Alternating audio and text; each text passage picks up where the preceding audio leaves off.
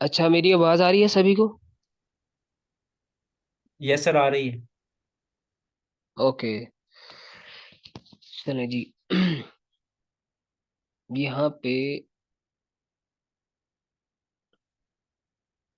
अच्छा, तो हम बात कर रहे थे कि अगर मैं यहाँ पे क्लिक करता हूँ तो एक टाइम पे मैं सिर्फ एक ही फाइल को सिलेक्ट कर पाता हूँ। अगर मैं यहाँ पे क्लिक करके अगर सिलेक्ट करने की कोशिश करूँ भी तो देखिए आप देख सकते हैं कि यहाँ पे सिलेक्शन नहीं हो रही। ठीक है।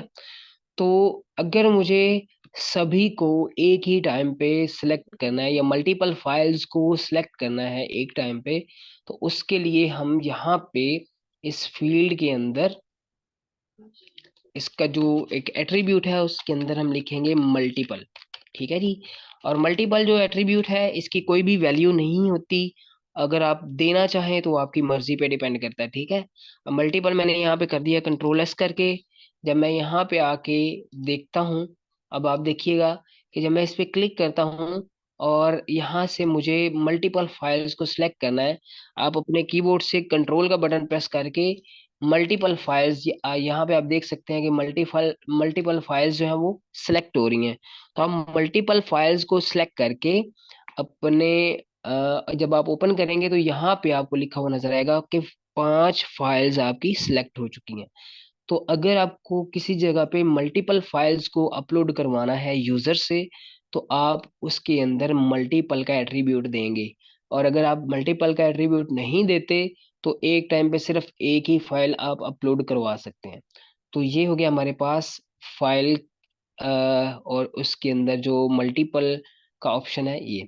ठीक है।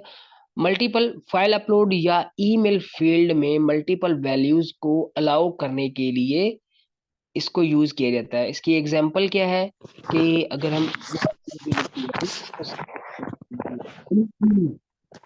अच्छा, अब यहाँ पे फाइल का एक बहुत ही इम्पोर्टेंट जो चीज है जिसको हम बहुत ज्यादा देर से देखते आ रहे हैं, उसके बारे में हम डिस्कस कर लेते हैं। कि अगर अभी इस चीज को जरा गौर से सुनिएगा कि जब भी मैं ब्राउज पे क्लिक करता हूँ तो अब यहाँ पे देखेंगे कि आपको फोल्डर भी, हमारे सॉफ्टवेयर्स भी, हर तरह की फाइल जो है वो यहाँ पे नजर आ रही है। यहाँ पे अगर आप देखें तो आपको यहाँ पे लिखा हुआ नजर आएगा ऑल फाइल्स। अगर मैं ये चाहता हूँ कि जब भी मेरा यूजर ब्राउजर पे क्लिक करे, ब्राउज पे क्लिक करे, तो उसको सिर्फ और सिर्फ इमेजेस ही नजर आए और वो सिर्फ और सिर्फ इमेजेस को ही अपलोड कर पाए। ठीक है। तो ऐसा है कि अगर आप इस तरह से लिमिट दे देते हैं ना ऑल फाइल्स की, तो लोग क्या करते हैं, कई दफा वो मिलीशियस फाइल्स जो होती हैं उनको भी कॉपी करके अपने अपलोड कर देते हैं। इससे आपकी वेबसाइट पे एक बैड इम्पैक्ट होता है या आपकी वेबसाइट जो है वो क्रैश भी हो सकती है। तो मिलीशियस से बचने के लिए, इन चीजों से बचने के लिए आपको स्पेसिफाई करना होता है कि यहाँ पे आप किस चीज को अपलोड करवाना चाह रहे हैं। तो अगर मुझे यहाँ पे सिर्फ पिक्चर्स को ही अपलोड करवाना है तो फिर मैं क्या करूंगा कि यहाँ पे उसके अंदर लिखूंगा कि भाई जब भी इस पे क्लिक किया जाए तो जितनी भी images हैं, सिर्फ वही नजर आए और वही अपलोड, इसके अलावा कोई भी अपलोड। ये कौन है अब? हाँ, इनको ना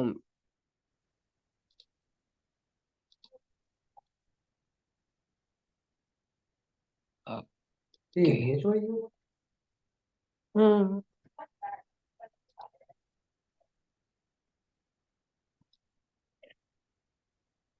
यार ये म्यूट नहीं हो रही, मैंने 2-3 बार करके देखा है फिर भी नहीं हो रहे।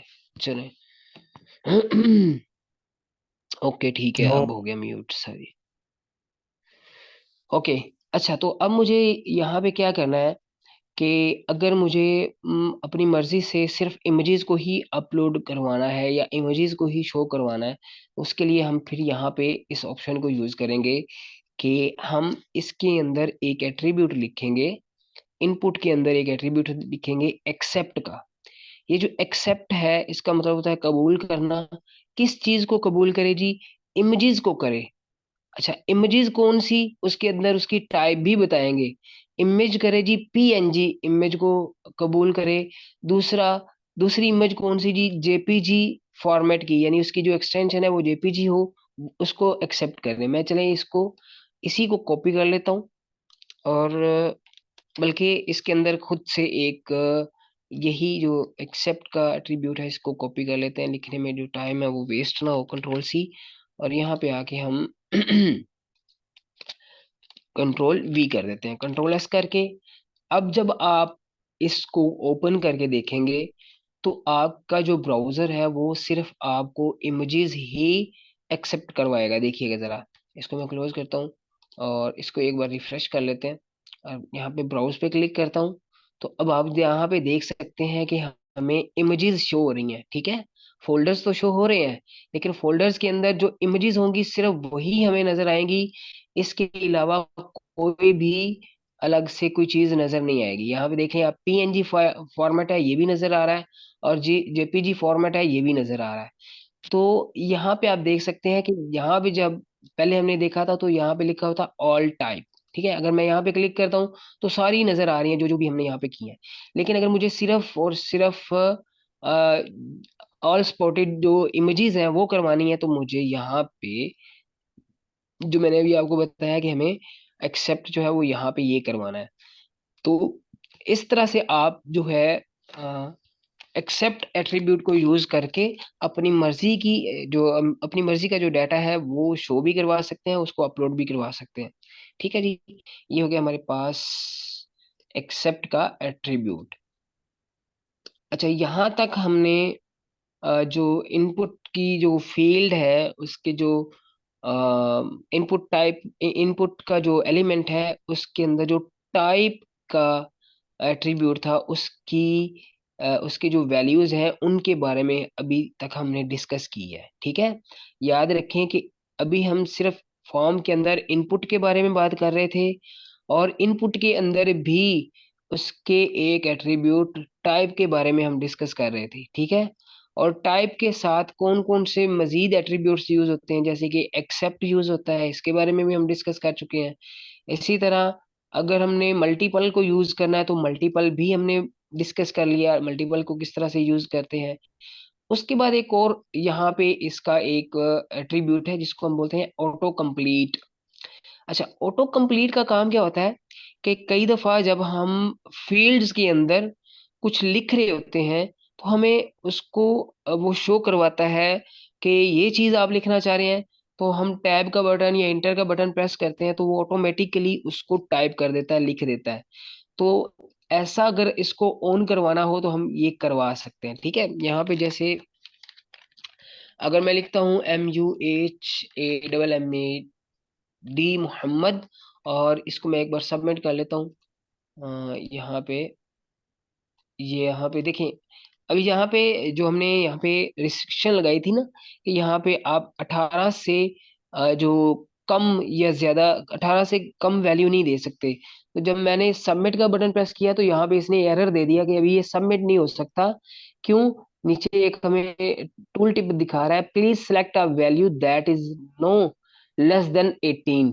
क्योंकि हमने एक ऐसी वैल्यू सेलेक्ट की है जो 18 से कम है, लेकिन यहाँ पे जो एक्सेप्टेबल वैल्यू है वो 18 या 18 से ऊपर वाली वैल्यू है। इसलिए यह सबमिट का बटन जो है वो काम नहीं कर रहा है। दोबारा मैं अगर प्रेस करता हूँ तो फिर यहाँ पे एक एरर आ रहा है कि भाई यहाँ पे कम से कम 18 लिखे। तो यहाँ पे मैं 18 कर लेता हूँ। अब अगर मैं सबमिट का बटन प्रेस करता हूँ तो देखिए सारा जो डाटा है वो सबमिट हो चुका है, ठीक है। तो इस तरह से जो है ये काम करता है। अच्छा, ऑटो कंप्लीट का काम ये होता है कि वो ऑटोमेटिकली जो भी हम लिख रहे होते हैं उसको कंप्लीट करता है। तो कई ब्राउजर्स में ये वर्क करता है और कई ब्राउजर्स में ये काम नहीं करता, ठीक है। तो मैं यहाँ पे एक बार इसको ऑटो कंप्लीट को ऑन करके दिखा लेता हूँ आपको।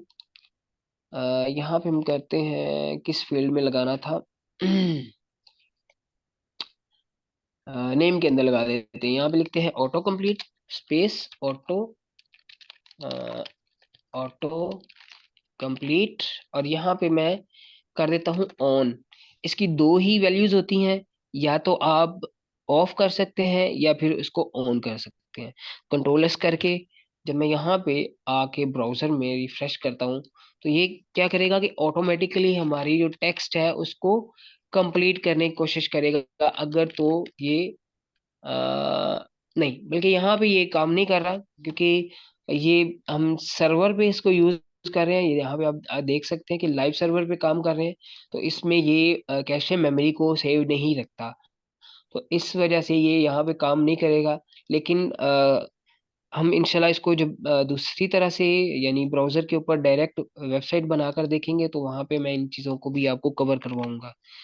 तो ये हो गया हमारा ऑटो कंप्लीट का जो एट्रीब्यूट है ये। ठीक है, उसके बाद आता है जी हमारे पास ऊपर कौन सा है मजीद। हाँ जी, मिन और मैक्स भी कर लिया, और स्टेप के बारे में भी हमने डिस्कस कर ली। आप लोगों ने इनको खुद से भी नोट कर लेना है कि टाइप इनपुट के अंदर जो एट्रीब्यूट्स हैं वो कौन कौन से हैं। एक हमने टाइप पढ़ा है, टाइप की भी वैल्यूज पढ़ी हैं कौन कौन सी हैं, और उसके बाद इनपुट के अंदर और कौन कौन से एट्रीब्यूट्स यूज होते हैं उनके बारे में भी हम डिस्कस कर लिया। ठीक है, मिन और मैक्स भी आ गया। और इसके बाद अच्छा, यहाँ पे एक पैटर्न का एट्रीब्यूट है। पैटर्न का काम क्या होता है कि जी देखें, जैसे कि यहाँ पे आप अगर टेलीफोन किसी यूजर से टेलीफोन ले रहे हैं, नंबर उसका लेना चाह रहे हैं, तो आप कहते हैं कि जी वो बंदा सिर्फ और सिर्फ शो करे, यानी उसका जो नंबर है वो +92 से स्टार्ट हो, या फिर 0300 से स्टार्ट हो, या इस तरह का कोई पैटर्न अगर उसके उसको डिफाइन करना चाहते हैं, तो आप यहाँ पे पैटर्न को भी यूज कर सकते हैं। ठीक है, ये आप इसको खुद से चेक कर लीजिएगा। ये आपकी प्रैक्टिस भी हो जाएगी और आपको समझ भी लग जाएगी कि किस तरह से ये काम करता है। ये हो गया हमारा पैटर्न। अच्छा जी, उसके बाद आता है जी साइज, फील्ड साइज। इसका काम क्या होता है, ये फील्ड का बेसिकली साइज है। ये नहीं कि जो हमारा साइज फील्ड जो है वो बड़ी हो जाएगी, ये नहीं। साइज का मतलब है, जैसे कि मैंने यहाँ पे लिखा हुआ ना, इनपुट का टाइप है टेक्स्ट। अच्छा, अब यहाँ पे पहले मैं आके आपको दिखा देता हूँ कि अगर हम टेक्स्ट के अंदर कुछ लिखना चाहें, तो आप जितना मर्जी लिख लें। ठीक है, यहाँ पे कोई लिमिट नहीं है। ठीक है, लेकिन अगर मैं इसके अंदर भी लिमिट लगाना चाह रहा हूँ कि ये फर्स्ट नेम है, किसी यूजर का फर्स्ट नेम है, और फर्स्ट नेम ज्यादा से ज्यादा कितने डिजिट्स का हो सकता है, 15 का हो सकता है, तो आप यहाँ पे लिमिट लगा सकते हैं, इस फील्ड का साइज जो बता सकते हैं कि 15 से ज्यादा कोई भी लेटर इसमें इंटर ना कर सके। तो यहाँ पे आप क्या करेंगे, मैं यहाँ पे इसी के अंदर लिख देता हूँ, ऑटो कंप्लीट को खत्म करते हैं, और मैं यहाँ पे बता देता हूँ कि भाई इसका साइज है 15 वर्ड्स, यानी 15 लेटर्स। 15 लेटर्स से ज्यादा कोई भी इसके अंदर टेक्स्ट ना लिख सके। ठीक है, कंट्रोल S करके जब मैं इसमें सेव करता हूँ, और यहाँ पे आके आपको चेक करवा देता हूँ कि ये वर्क कर रहा है या नहीं। तो देखें, ए 1 2 3, इस तरह से करते हैं, 1 2 3 4 5 6 7 8 9 10 11 12 13 14 15 16। अभी काम नहीं कर रहा है। खैर, यहाँ पे साइज का जो एट्रीब्यूट है वो वर्क नहीं कर रहा, साइज। ओके, कंट्रोल S किया है मैंने। नेम के अंदर दोबारा से चेक कर लेते हैं भाई। इसको रिफ्रेश करते हैं पेज को, और चेक करते हैं कि ये काम कर रहा है या नहीं। नवीद जफर IOBAL, तो ये भाई फिलहाल तो वर्क नहीं कर रहा, लेकिन असल में इसका जो पर्पस होता है वो यही होता है कि ये आपके टेक्स्ट के अंदर, आपकी जो फील्ड है उसके अंदर टेक्स्ट का साइज डिफाइन कर देता है कि इस साइज से ज्यादा जो टेक्स्ट है वो ना टाइप हो। तो ऐसा एरर जो है ब्राउजर्स के अंदर इसलिए आता है कि कई दफा इसके अंदर जो इसकी जो मेमोरी है, कैशे मेमोरी जिसको हम बोलते हैं, वो इंक्रीज हो जाती है, तो मजीद चीजों को वो एक्सेप्ट नहीं कर पाता। तो इसका एक एक तरीका है कि अगर हम इस ब्राउजर को क्लोज करते हैं, क्लोज करने के बाद दोबारा से हम इसको लाइव सर्वर करके देख लेते हैं कि ये काम करता है या नहीं।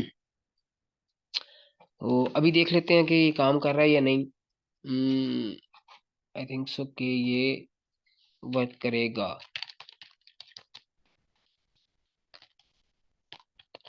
नहीं, फिलहाल नहीं कर रहा वर्क, लेकिन इसका काम यही होता है कि ये आपकी टेक्स्ट के अंदर नवीद जो भाई, फील्ड होती है। नवीर जी भाई, जी। ये एक दोस्त ने मैसेज किया है, वो जरा चेक कर लें। ओके, एक मिनट जरा। चैट के अंदर।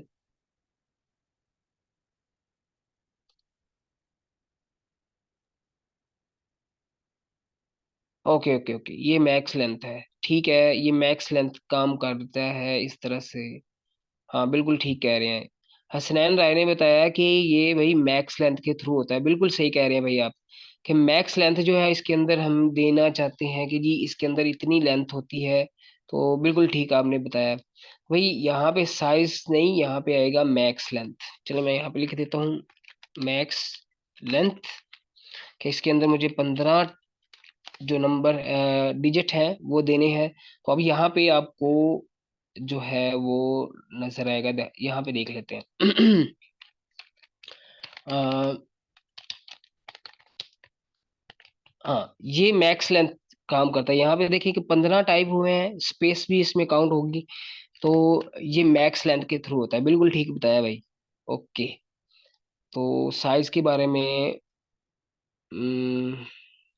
यहाँ पे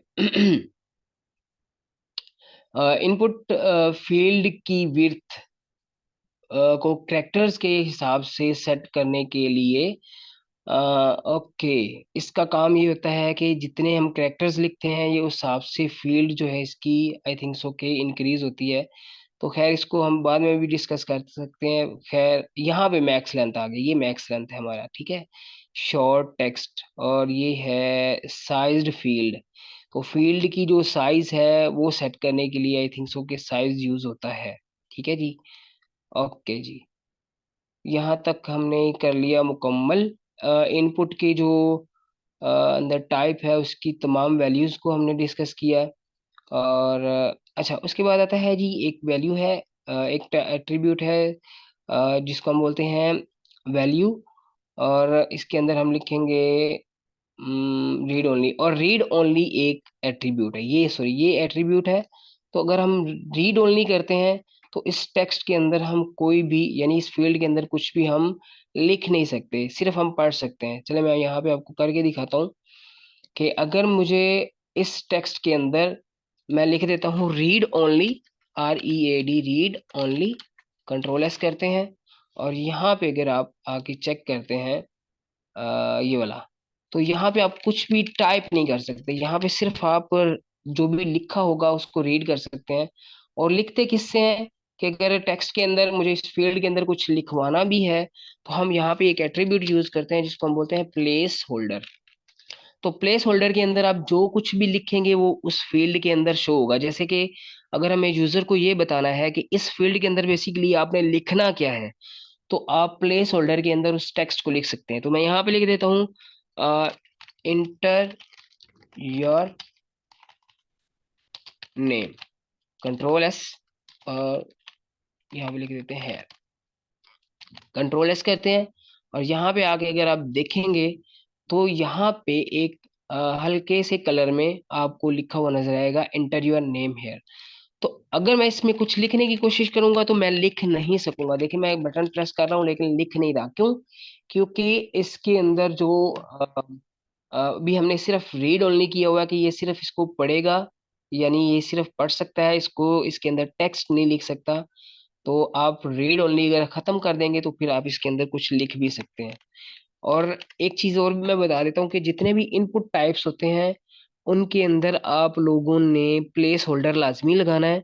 तो यूजर एक्सपीरियंस को बेटर बनाने के लिए इससे ये होता है कि जो भी आपका यूजर है आपकी वेबसाइट पे आने वाला, उसको ये पता चल जाता है कि भाई बेसिकली हमें इस फील्ड के अंदर लिखना क्या है। तो आप प्लेस होल्डर के अंदर कोई एग्जाम्पल भी लिख सकते हैं।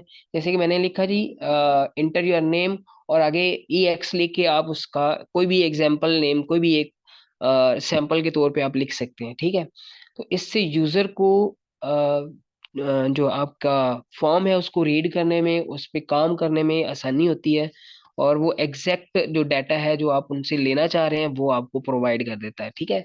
तो हर फील्ड के अंदर प्लेस होल्डर लगाना जरूरी है। जैसे कि अगर मैं यहाँ पे पासवर्ड के अंदर लिख देता हूँ प्लेस होल्डर, और यहाँ पे मैं लिख देता हूँ inter your name, sorry inter your password,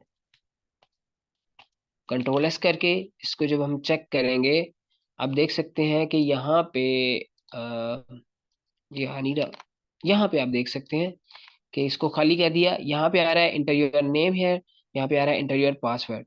तो यूजर को ये पता चल जाएगा कि इसके अंदर मुझे बेसिकली पासवर्ड लिखना है और इसके अंदर मुझे नेम लिखना है।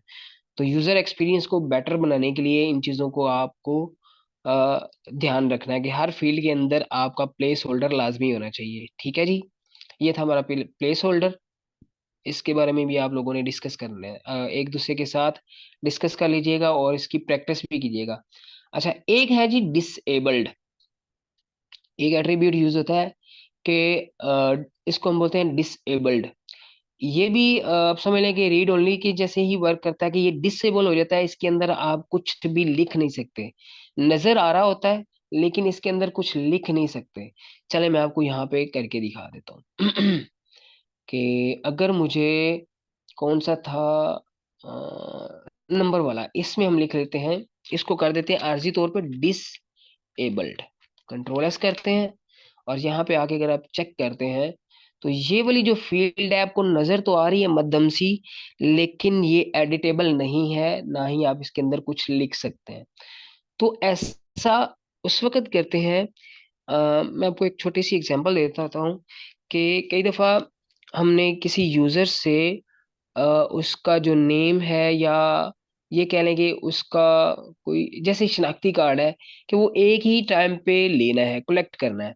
ठीक है, तो उसके लिए ये होगा कि जब वो पहली दफा अपना ईमेल सॉरी अपना आईडी कार्ड एंटर कर देगा, तो वो ऑटोमेटिकली जो उसका फील्ड है वो डिसेबल हो जाएगी, यानी वो दोबारा उसमें लिख नहीं सकेगा। ठीक है, तो इस तरह से अगर आपने करना हो, किसी फील्ड को डिसेबल करना हो, तो आप ये कर सकते हैं। तो ये छोटी सी एग्जांपल थी, आप अपनी मर्जी से किसी भी जगह पे किसी भी फील्ड को डिसेबल कर सकते हैं अपने काम के मुताबिक। ठीक है जी, ये हो गया हमारे पास डिसेबल। किसी भी फील्ड को डिसेबल करना हो तो हम इसको यूज करते हैं।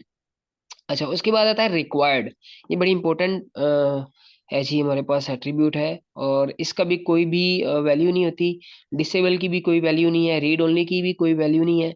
आप अपनी मर्जी से इनके अंदर अगर वैल्यू देना चाहें तो दे सकते हैं, लेकिन ये जरूरी नहीं है। ठीक है, रिक्वायर्ड क्या है, देखिए मैं आपको एक चीज दिखा देता हूँ, पहले एक एग्जांपल दिखा देता हूँ कि यहाँ पे मेरे पास एक फील्ड है, इसको मैंने लिखे बगैर, यानी इसके अंदर मैंने कुछ भी नहीं लिखा और इसके अंदर भी आप समझ लें कि मैंने कुछ नहीं लिखा। ठीक है, मैंने सिर्फ पासवर्ड लिखा या फिर यहाँ पे कुछ लिख दिया।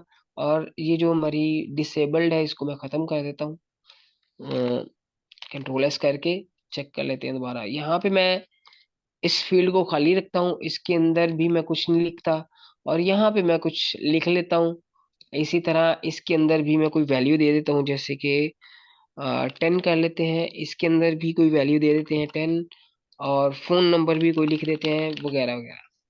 अब अगर मैं यहाँ पे सबमिट के बटन पे क्लिक करता हूँ, ठीक है, अब देखिएगा जरा सबमिट के बटन पे जब मैं क्लिक करूंगा तो सॉरी यहाँ पे ईमेल एड्रेस देना है। यहाँ पे आपको रिस्ट्रिक्शन आ जाएगी कि आप ईमेल दें abc@gmail.com।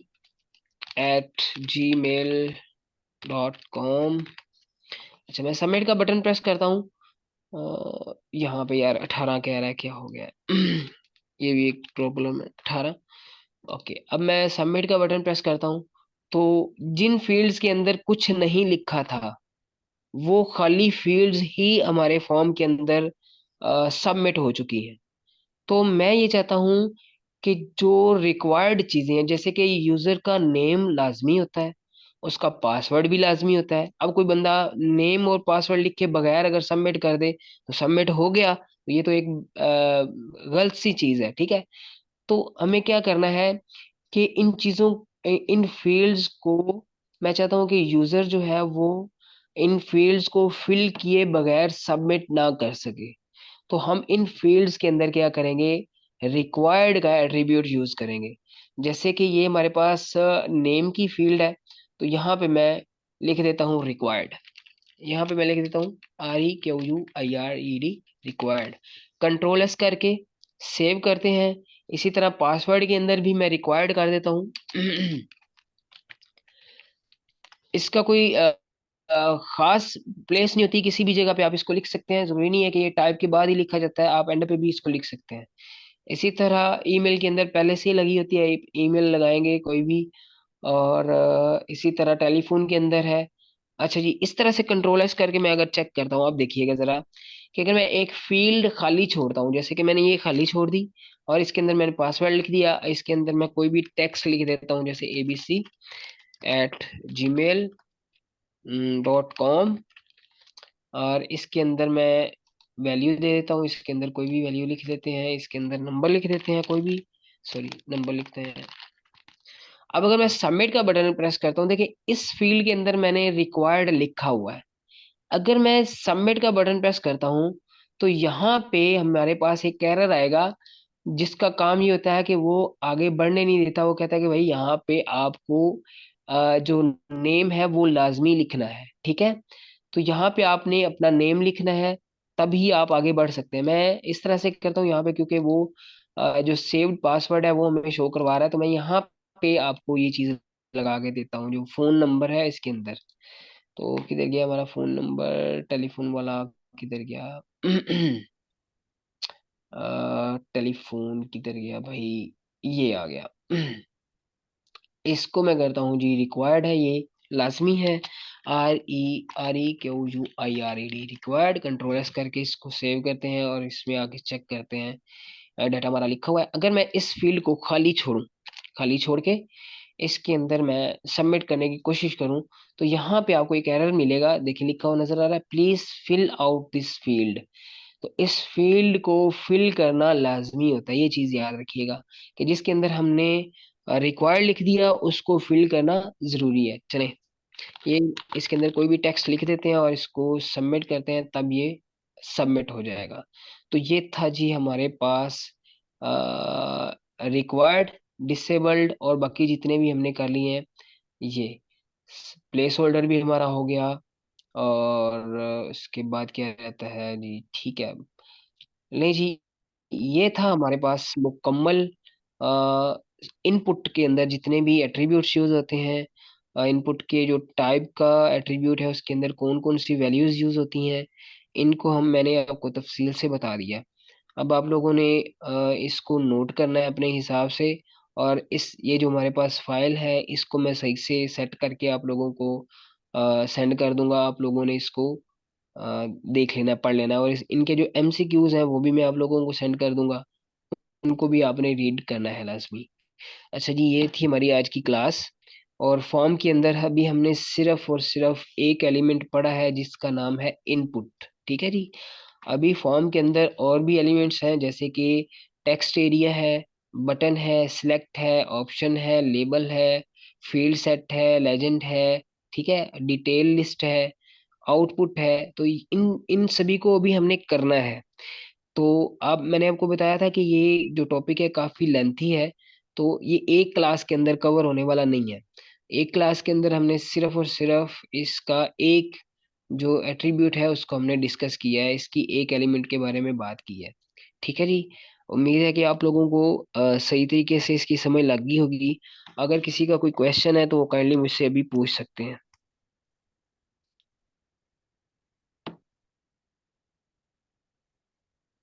भाईजान, यहाँ पे भाई कह रहे हैं कि हाँ, फाइल साइज की लिमिट लगानी हो तो वो भी बताइएगा। तो ये जो फाइल साइज की लिमिट है ये हम जावास्क्रिप्ट की मदद से कर सकते हैं, ठीक है। इसके अंदर हमारे पास ऐसा कोई ऑप्शन नहीं है HTML के अंदर कि जो फाइल के साइज को भी सेट कर सके। बैकग्राउंड कैसे लगाएंगे? किस चीज का बैकग्राउंड पूछ रहे हैं? फैसल अदरीस है, वो पूछ रहे हैं कि बैकग्राउंड कैसे लगाएंगे। बैकग्राउंड अगर हमने फील्ड का आप पूछ रहे हैं, फील्ड के अंदर, इनपुट के अंदर?